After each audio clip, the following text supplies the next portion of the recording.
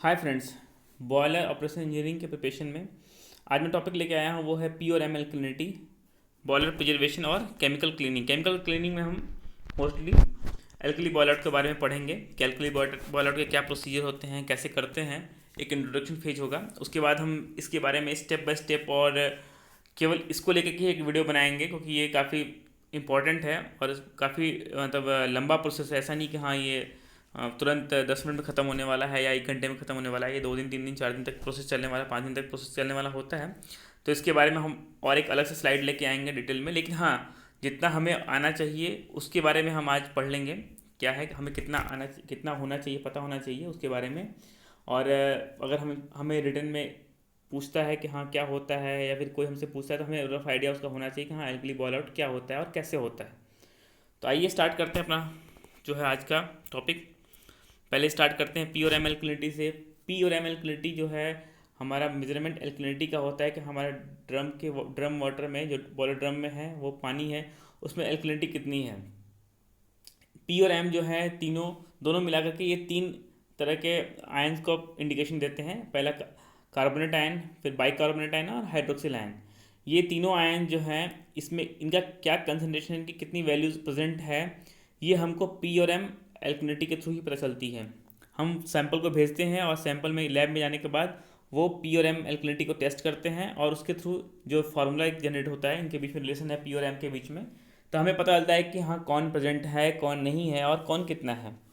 तो हमें इन दोनों एल्कलिनिटी के थ्रू ही पता चलता है। ये नॉर्मली बीओयू में तो पूछा ही जाता है, इवन फर्स्ट क्लास में भी पूछ लिया जाता है कि हाँ ये कैसे, इंटरव्यू में पूछ लिया जाता है कि हाँ कैसे मतलब होता है, क्या होता है। तो आपको एक रफ आइडिया होना चाहिए। तो इस सबके लिए इंपॉर्टेंट है, या वो फर्स्ट क्लास हो या सेकेंड क्लास हो बॉयलर के, या फिर बीओयू के लिए तो हैं ही। तो पी जो है एल्कलिनिटी होता है वो half of carbonate ion plus hydroxyl ion, एक फार्मूला जनरेट होता है। इस फार्मूला के थ्रू ही हमको बहुत आसानी से याद हो जाएगा। और एम जो होता है वो होता है कार्बोनेट, हाइड्रोक्सिल और बाइकार्बोनेट तीनों का सम होता है। तो ये एक रिलेशन होता है इनके बीच में, इन दोनों के थ्रू ही हम पता चलता है कि हाँ कितना है। पी एल्कलिनिटी क्या होती है कि is a measure of the amount of acid required to drop the pH approximately 8.3। कितना अमाउंट हमको एसिड चाहिए कि हमारा पीएच 8.3 तक आए, उसका मेजरमेंट होता है पी एल्कलिनिटी। सेम वैसा ही एम एल्कलिनिटी जो होता है, same amount of acid required to be drop the pH approximately 4.3 से बिलो हमारा पीएच है, उसके लिए इंडिकेशन होता है। और ये तीनों इंडिकेशन होता है, बताया था जैसे मैंने बताया फार्मूला में, क्या कार्बोनेट, हाइड्रोक्सिल और बाइकार्बोनेट, ये तीनों का, ये तीनों होते हैं, इसलिए हमको हसा पीएच लोअर साइड में ही हमारा पता चल जाता है। उसके बाद अगर हमारा पीएच 4.3 से नीचे आता है, उस कंडीशन में हमारा ये तीनों जो आयंस है वो प्रेजेंट नहीं है। अगर ये हमारा ऑब्जेक्टिव में आता है तो हमें पता होना चाहिए कि हाँ हमें ये तीनों, अगर हमारा पूछता है कि हाँ 4.3 से बिलो पीएच पे हमारा किस टाइप की एल्कलिनिटी है, हाइड्रोक्सिल, कार्बोनेट और बाइकार्बोनेट, तो इन तीनों में से कोई नहीं है, वो फ्री मिनरल एसिडिटी है, जिसके कारण ये पीएच इसके नीचे आ रहा है। हाँ एक रिलेशन बनता है पी और एम के बीच में, तो आइए उसके बारे में देखते हैं। जैसा कि मैंने बताया कि हाँ P carbonate by 2 plus hydroxyl ion होता है, एम जो होता है वो carbonate plus hydroxyl plus bicarbonate, ठीक है, ये होता है। तो दोनों के बीच में एक रिलेशन बनाने के लिए मैंने m/2 कर दिया, ताकि कार्बोनेट बैलेंस हो जाए, CO3/2 हो जाए। तो m/2 is equal to CO3/2, SCO3/2 और OH/2। अगर हमारा P 0 होता है, ये चार्ट इजीली अवेलेबल है हर जगह नेट पे, लेकिन उस चार्ट को याद नहीं करना है, समझना है।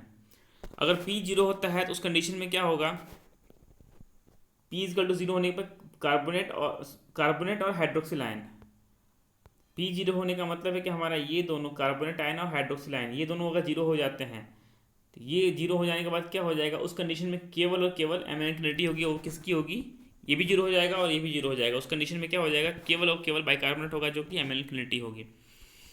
P is equal to M case में क्या होगा, P अगर बराबर M के है तो सीधा सीधा है कि हाँ P और M बराबर होने की कंडीशन केवल एक ही है कि हाँ OH आयन होने चाहिए,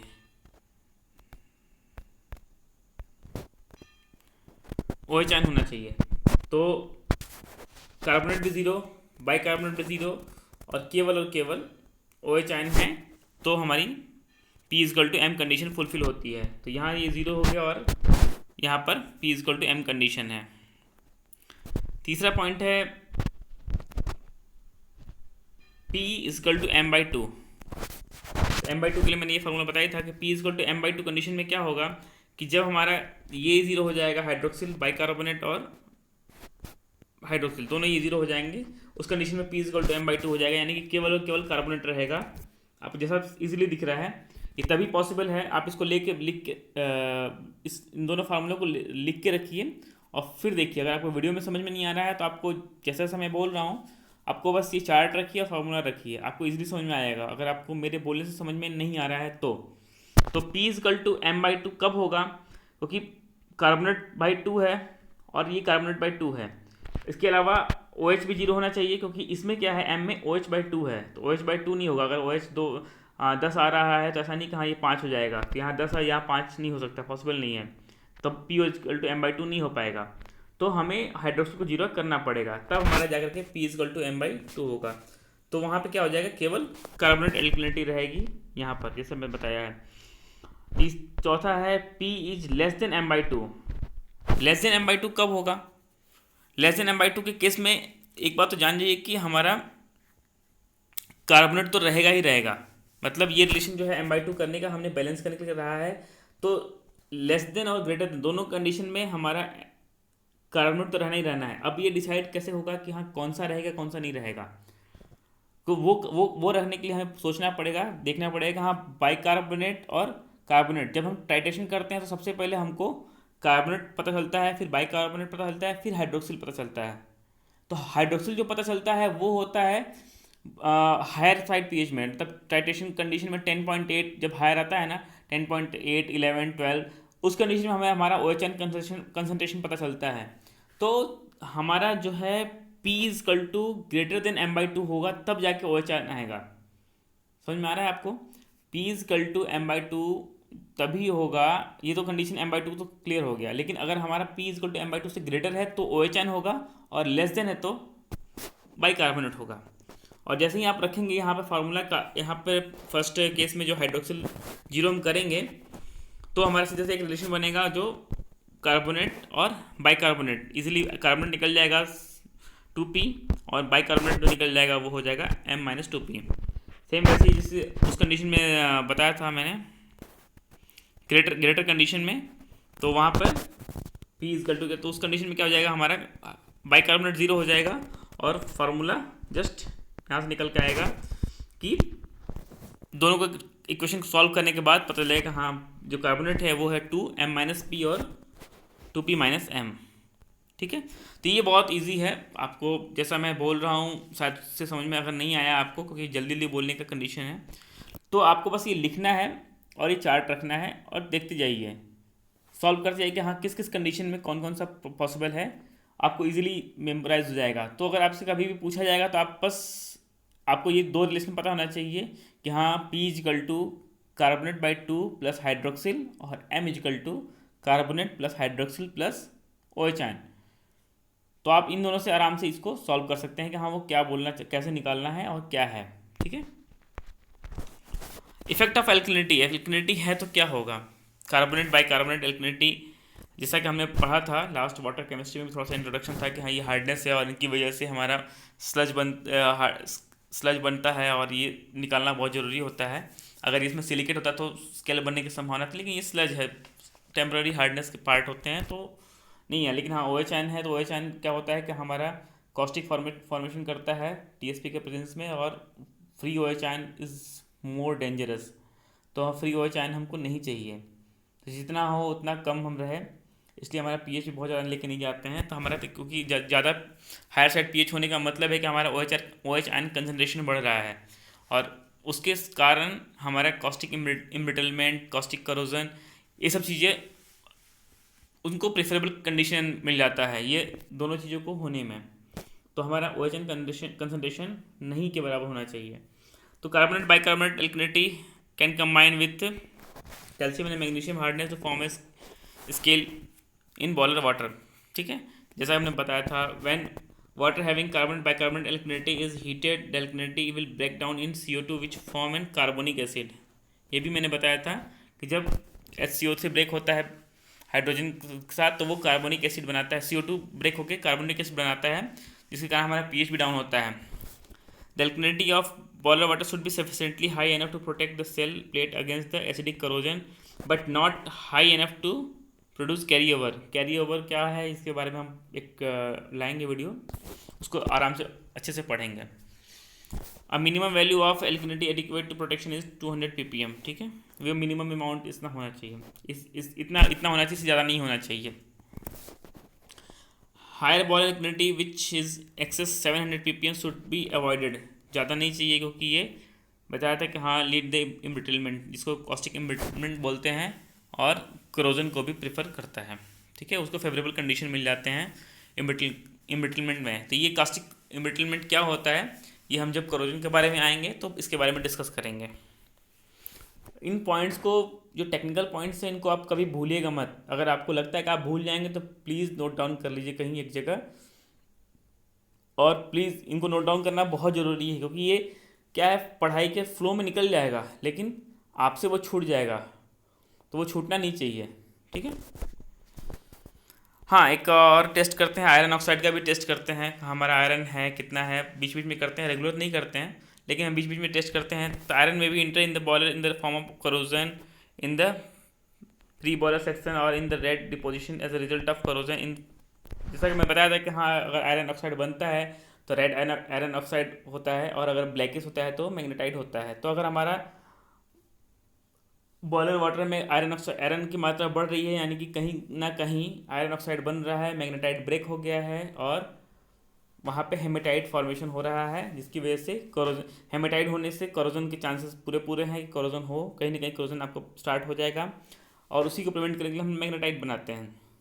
मैग्नेटाइट लेयर पैसिवेशन होता है, जैसा हमने लास्ट वीडियो में पढ़ा है कि हाँ पैसिवेशन क्या होता है। तो जैसा कि हम मैग्नेटाइट होना बहुत ज़रूरी है बॉयलर के पार्ट में, तो ये ऑक्साइड इसीलिए चेक करते हैं कि हमारे कहीं ऐसा तो नहीं है किसी पार्ट में करोजन हो रहा है।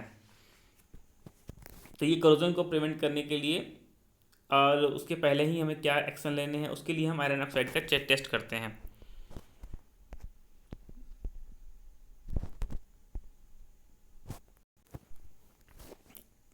और जैसा कि बताया कि हाँ, अगर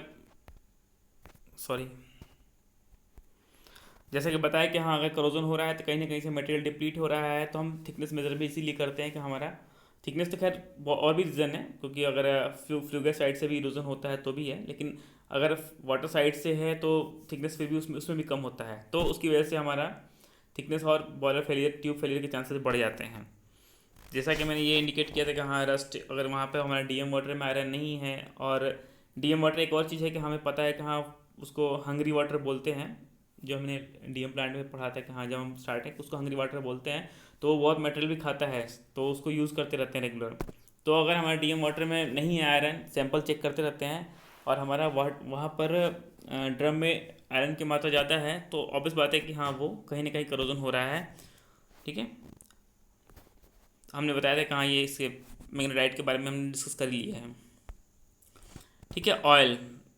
ऑयल हमारा तब आता है जब हमारा इरेक्शन चलता रहता है, जॉइंट जोड़ते हैं, तो उसमें क्या होता है कि फ्लसेस होती हैं, जब वेल्डिंग करते हैं उसमें फ्लसेस होती हैं, ऑयल ग्रीस ये सब पार्ट मिक्स होते रहते हैं, तो ये एक अनफेवरेबल कंडीशन होती है।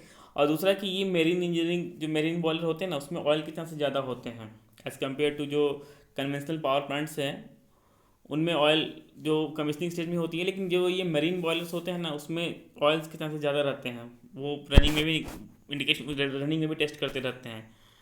Boiler water in emulsion quite common in ship में होते हैं। Proper care should be taken to prevent ingress of oil in feed water.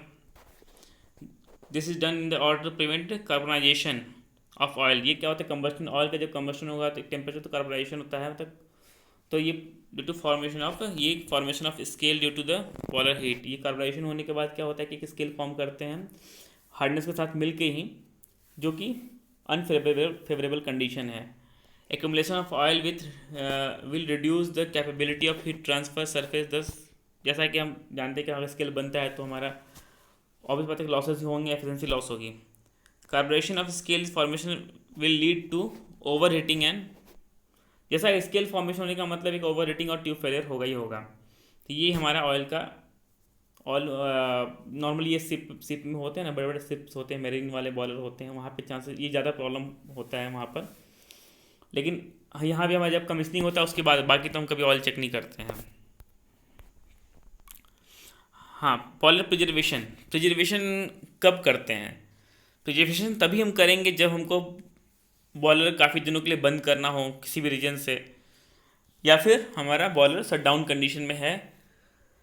और जैसा बताया था ना कि हाँ डीएम वाटर क्या है, हंगरी वाटर है। अगर हमने ऐसा ही रख दिया ना तो वो इरोड करेगा, करोजन क्रिएट करेगा, करोजन होना ही होना है। तो हमको प्रिजर्व करना है बॉयलर को, जितने दिन शट डाउन है उसमें हम कॉमन ऑपरेशन, अगर आप पावर प्लांट में काम करते हैं तो अच्छे से आपको पता ही है कि हाँ प्रिजर्वेशन क्या है।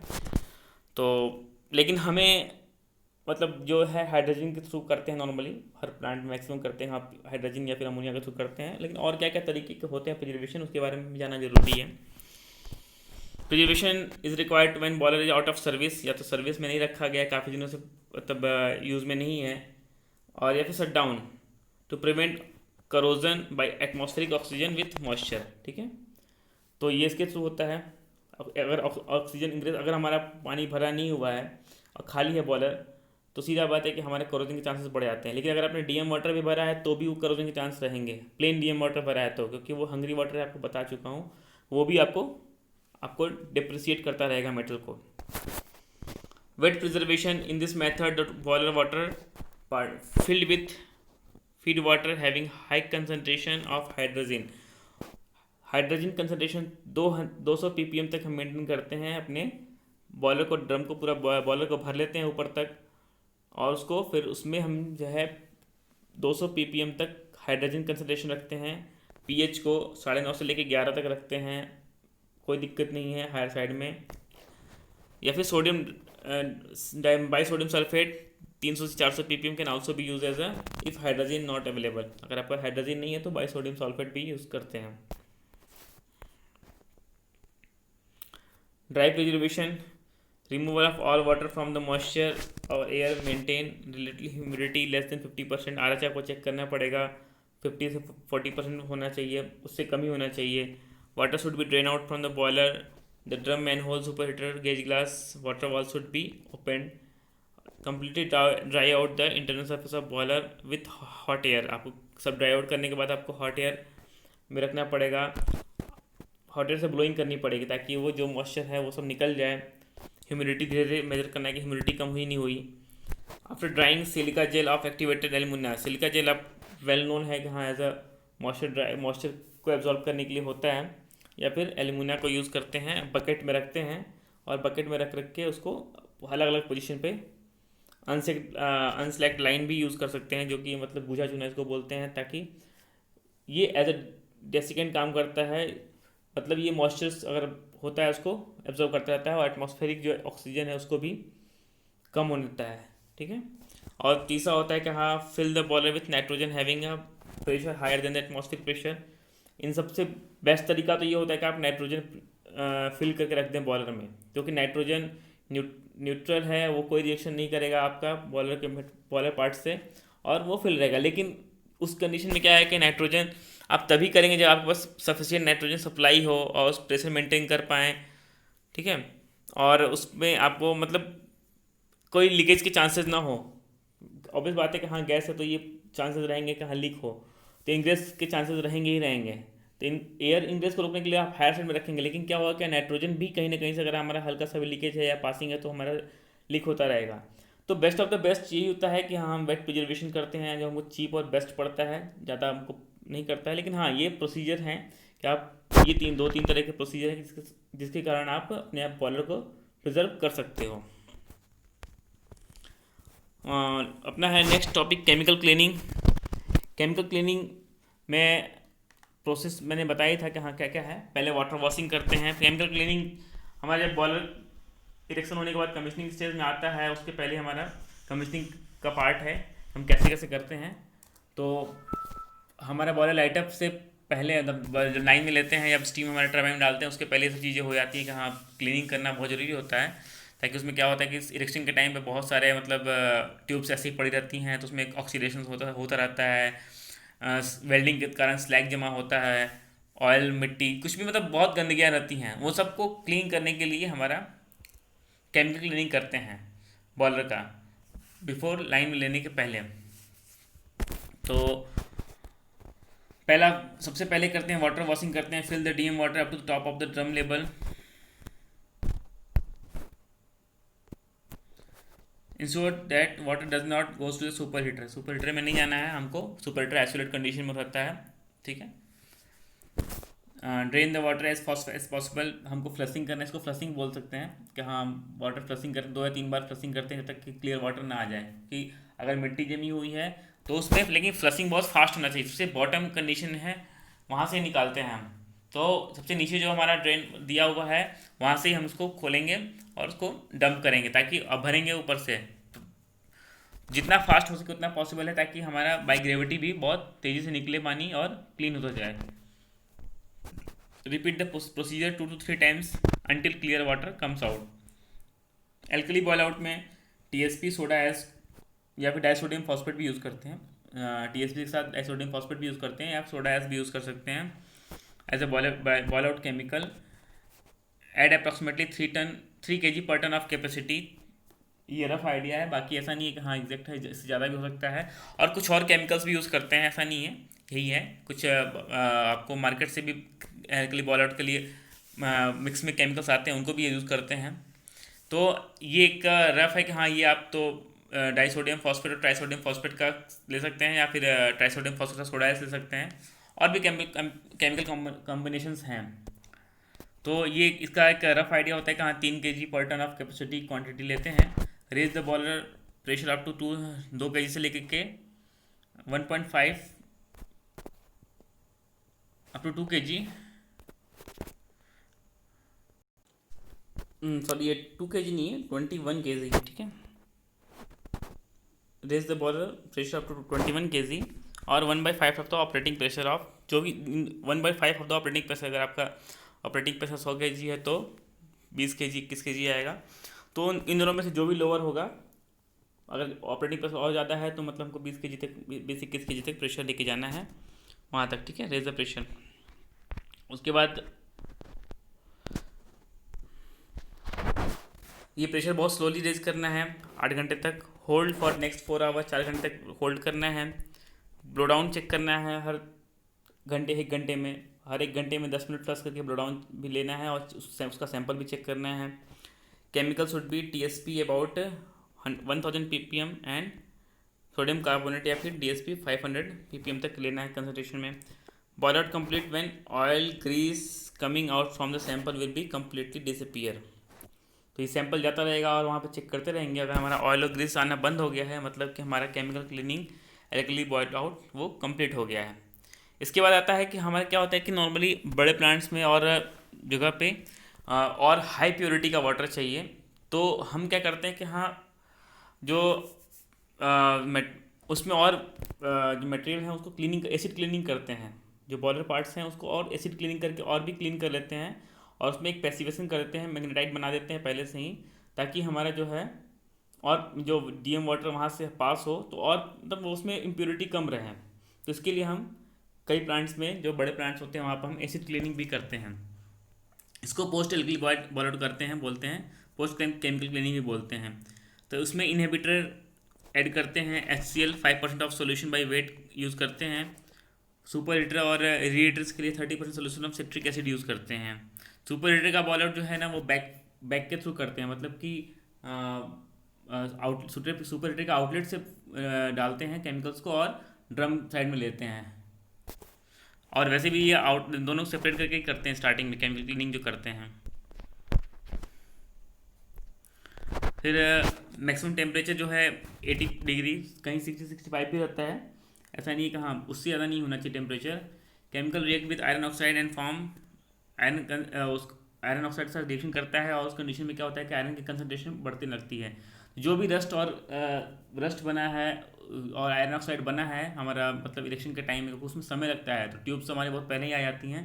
तो जो भी ऑक्साइड्स फॉर्मेशन हुई हैं वो सब केमिकल क्लीनिंग के थ्रू मेल्ट होती हैं और उसमें हमारा आयरन कंसनट्रेशन बढ़ता है, तो हम उसको धीरे धीरे फ्लश करते जाते हैं और इसको मेंटेन करते हैं। तब तक सैंपल लेते हैं जब तक कि हमारा आयरन कंसनट्रेशन कांस्टेंट या फिर नील तो नहीं होता है, लेकिन हाँ वो अब बढ़ना बंद हो जाए, और उसको फिर नाइट्रोजन ब्लैंकेटिंग के थ्रू ड्रेन कर लेते हैं।